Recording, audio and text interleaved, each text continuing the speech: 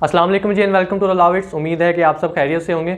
अपनी partnership act 1932 की आज की वीडियो में हम इस चीज़ को देखेंगे कि हमारे पास पार्टनरशिप की क्लासिफिकेशन किस तरीके से की जाती है। पार्टनरशिप की क्लासिफिकेशन जो है हम मेन इन 5 जो हेडिंग्स के अंदर कर सकते हैं। सबसे पहले अकॉर्डिंग टू ऑब्जेक्टिव्स उसकी क्लासिफिकेशन करेंगे, secondly according to tenure, thirdly according to nature, fourthly according to legality and fifthly according to registration. तो इसमें जो सबसे इंपॉर्टेंट चीज़ है ना वो ये है कि अकॉर्डिंग टू ऑब्जेक्टिव्स पार्टनरशिप की कौन कौन सी क्लासिफिकेशन होती है। इससे हमारे पास डील करते हैं section 7 and 8 of partnership act 1932।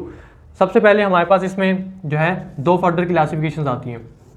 एक आती है partnership at will. Partnership at will अगर आप जो है लफ्ज़ पर ही गौर करें तो आपको जो है बहुत क्लियर तरीके से बता देता है। सेकेंडली होती है पर्टिकुलर पार्टनरशिप।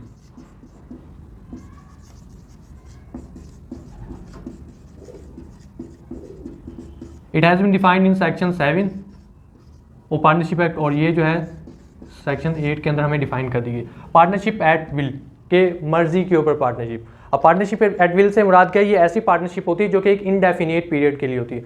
सेक्शन वो इसको इस तरीके से इलेबोरेट करता है कि जब एक कॉन्ट्रैक्ट ऑफ जो पार्टनरशिप होता है उसमें कोई ऐसा प्रोविजन ना हो जो कि ना ही पार्टनरशिप की ड्यूरेशन को बताए और ना ही पार्टनरशिप की डिटर्मिनेशन को बताए। लाइक डिटरमाइन ना करे कि पार्टनरशिप जो है कितनी मुद्दत के लिए, और ना ये बताए कि भाई उसकी ड्यूरेशन कितनी होगी।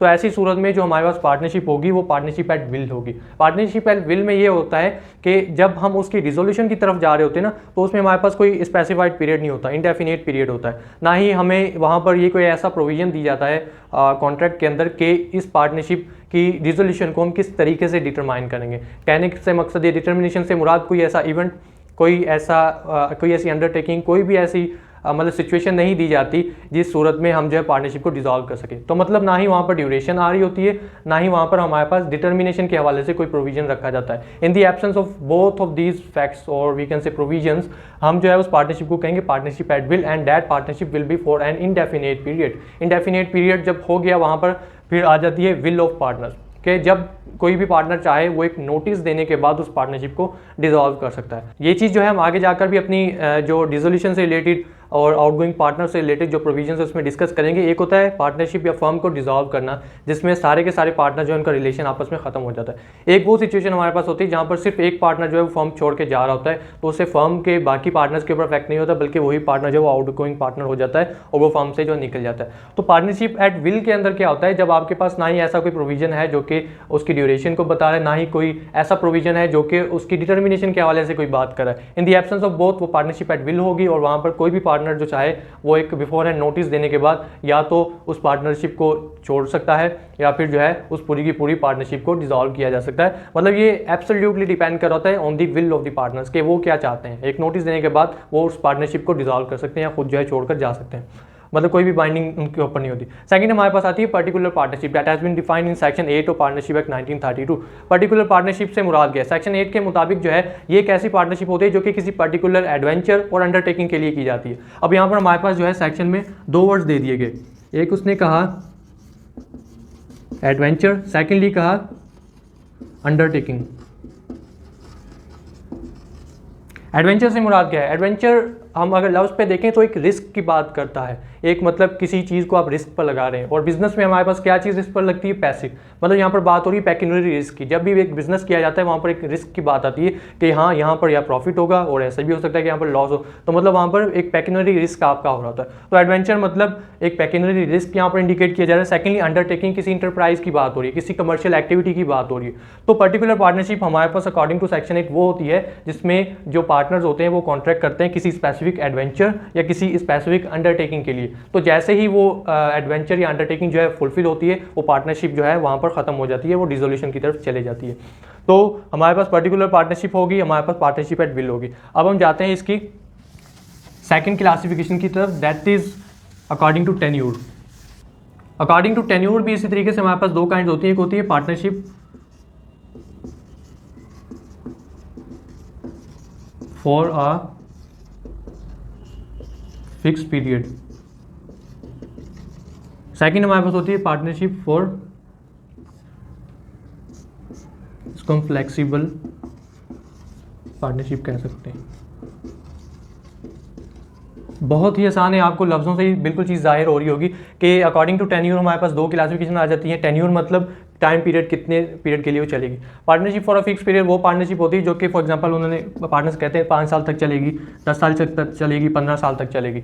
तो यहाँ पर जैसे ये टेन्योर खत्म हो जाएगा वो पार्टनरशिप जो है हमारे पास खत्म हो जाएगी। इसी तरीके से फ्लेक्सिबल पार्टनरशिप में ये नहीं होता। फ्लेक्सिबल पार्टनरशिप में क्या होता है कि वहाँ पर गुंजाइश होती है कि पार्टनर चाहें तो अपनी विल के ऊपर उसको एक्सटेंड कर सकते हैं। अगर हम देखें तो एक पार्टनरशिप जो कि शुरू में for a fix period of time की, लेकिन बाद में पार्टनर्स क्या करते हैं, कहते हैं कि यार 15 साल तो पूरे हो गए, लेकिन अब हम क्या करते हैं इसको थोड़ा और एक्सटेंड कर लेते हैं। तो वहाँ पर क्या करेंगे, वो अपना जो कॉन्ट्रैक्ट ऑफ पार्टनरशिप होगा उसको नोवेशन करेंगे। उसकी नोवेशन करने के बाद जो है उसको कन्वर्ट किया जा सकता है फ्लेक्सिबल पार्टनरशिप में, कि मतलब वो जो टाइम पीरियड होगा वो फिर पार्टनर्स अपनी विल के ऊपर चाहें, क्योंकि सारा कुछ क्या होता है कॉन्ट्रैक्ट के ऊपर। जब कॉन्ट्रैक्ट की बात आती है तब उसके जो भी मेंबर्स होते हैं उस कॉन्ट्रैक्ट के अंदर उस कॉन्ट्रैक्ट में रद्दोबदल कर सकते हैं। उस प्रोसेस को हम नोवेशन का प्रोसेस कहते हैं in the language of contract 1872।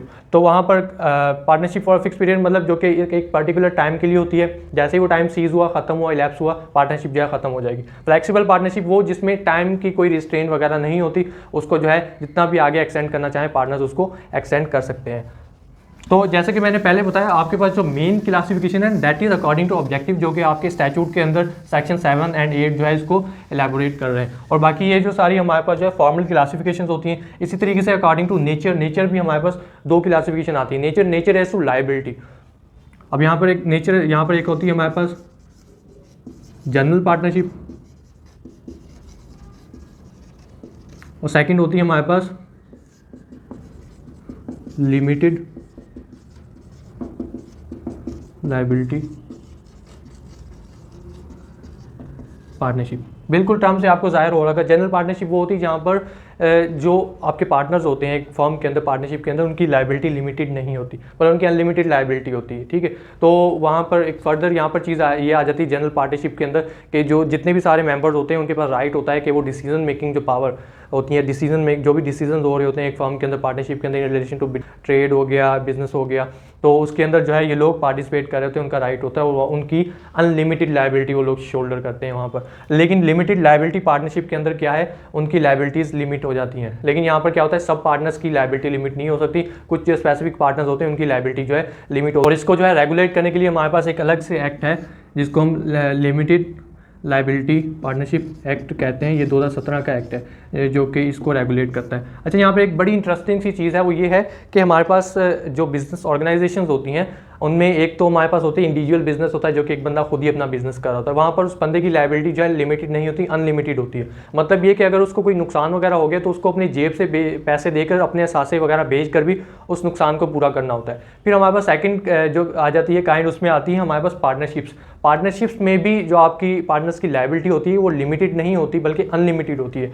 जैसे हमने देखा जनरल पार्टनरशिप में, हाँ उसकी एक एक्सेप्शन ये है LLP लिमिटेड लायबिलिटी पार्टनरशिप, जिसको रेगुलेट भी अलग एक्ट के अंदर जो है वो किया जाता है। फिर उसके बाद हमारे पास आ जाती है कंपनीज का सबसे इंटरेस्टिंग फैक्टर ये, वहाँ पर जो पार्टनर्स वहाँ पर जो मेंबर्स होते हैं कंपनी के, उनकी जो लायबिलिटी होती है वो लिमिटेड होती है। कंपनी बनाने के पीछे मकसद ये था। तो वहाँ पर लिमिटेड लायबिलिटी मुराद क्या है कि अगर एक बंदे ने 10 रुपये का शेयर खरीदा है कंपनी के अंदर, तो इनके जब वाइंडिंग अप होती है या फिर वाइंडिंग अप होने के ऊपर पता चलता है भाई कंपनी तो इतना नुकसान में जा चुकी है, तो वहाँ पर उस नुकसान की भरपाई मेंबर्स तो करेंगे, लेकिन वो मेंबर्स सिर्फ उतना ही करेंगे जो कि उन्होंने शेयर अपना पे करना होता है। फॉर एग्जांपल किसी ने 10 रुपये का शेयर खरीद लिया, ठीक है, अब उसने 10 रुपये में से 5 रुपये शेयर जो है पहले अपना पे कर चुका था, 5 रुपीज़ जो है उसका अनपेड शेयर था। अब जब वाइंडिंग अप की तरफ हम जाएंगे, वाइंडिंग अप मतलब जहाँ पर हम सारी कैलकुलेशंस कर रहे होते हैं, कंपनी को डिसॉल्व करने से पहले एक प्रोसेस आता है वाइंडिंग अप, जहाँ पर हम लिक्विडेशन करते हैं कि भाई कंपनी के असासे कितने हैं, इसके एसेट्स वगैरह कितने हैं, तो वहाँ पर पता चलता है कंपनी के ऊपर कर्ज वगैरह कितना है। तो वहाँ पर जो अनपेड शेयर होगा 5, उसकी हद तक जो है उस पार्टनर को, उस मेंबर को जो है कंपनी के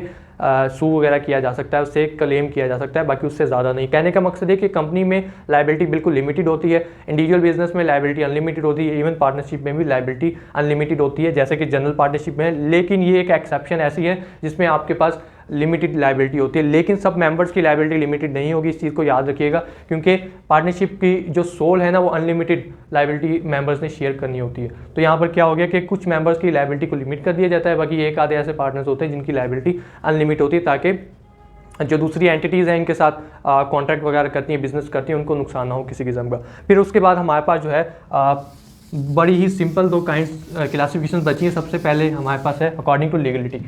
एक पार्टनरशिप वो होती है जो कि लीगल होती है, लीगल पार्टनरशिप, और सेकंड हमारे पास होगी इलीगल। लीगल पार्टनरशिप वो जो कि पार्टनरशिप एक्ट 1932 के सारे प्रोविजंस को फॉलो करते हुए बनाई गई है। कोई भी उसमें अनलॉफुल ऑब्जेक्ट नहीं है, कोई अनलॉफुल वहाँ पर बिजनेस वो लोग कंडक्ट नहीं कर रहे हैं, वो एक लीगल पार्टनरशिप है। एंड सेकंडली एक इलीगल पार्टनरशिप वो जो कि पार्टनरशिप एक्ट 1932 के प्रोविजंस को डिफीट करती है या फिर वो एक एज अ बिजनेस करती है, जो कि पार्टनरशिप एक्ट 1932 जिसको प्रोहिबिट करता है ऐसी एक्टिविटीज़ वगैरह करना, तो वो हमारे पास इलीगल पार्टनरशिप के अंदर आ जाती है। इसी तरीके से जो है हमारे पास रजिस्ट्रेशन, अकॉर्डिंग टू रजिस्ट्रेशन भी दो पार्टनरशिप्स होती हैं, जिसमें सबसे पहली वो वाली पार्टनरशिप जो कि रजिस्टर्ड है अंडर जो in accordance we can say partnership act 1932, और सेकंड वो अनरजिस्टर्ड पार्टनरशिप्स जो कि पार्टनरशिप एक्ट 1932 के अंदर रजिस्टर्ड नहीं उनको करवाया गया। तो ये हमारे पास कुछ काइंड होती हैं। सबसे पहले सबसे इंपॉर्टेंट होती है अकॉर्डिंग टू ऑब्जेक्टिव, जो कि सेक्शन 7 एंड 8 के अंदर बताया गया है, partnership at will and partnership and particular partnership. Partnership at will जो कि इंडेफिनेट पीरियड के लिए होती है, वहाँ पर ना कोई ड्यूरेशन होती है, ना ही वहाँ पर आपका कोई डिटर्मिनेशन होती है कि पार्टनरशिप जो है वो डिसॉल्व किस तरीके से। तो वहाँ पर मेंबर्स क्या करेंगे, पार्टनर्स क्या करेंगे, एक नोटिस देने के बाद उस या तो पूरी की पूरी फॉर्म को डिसॉल्व कर दें या फिर जो है वो खुद आउट गोइंग पार्टनर बनकर अल्लाह हाफिज़ कर जाए।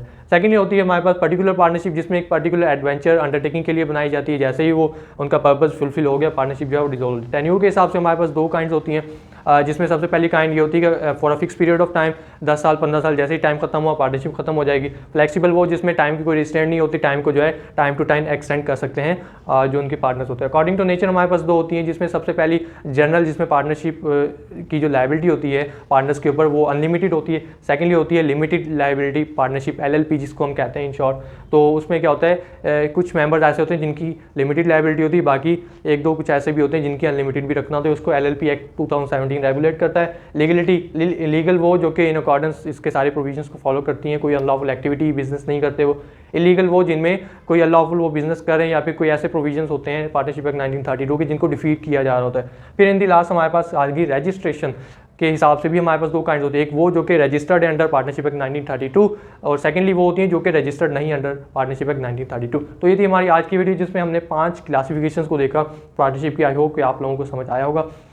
Thank you so much. इंशाल्लाह आपसे मुलाकात होगी अपनी नेक्स्ट वीडियो में, तब तक के लिए अपना ख्याल रखिएगा। अल्लाह हाफिज़।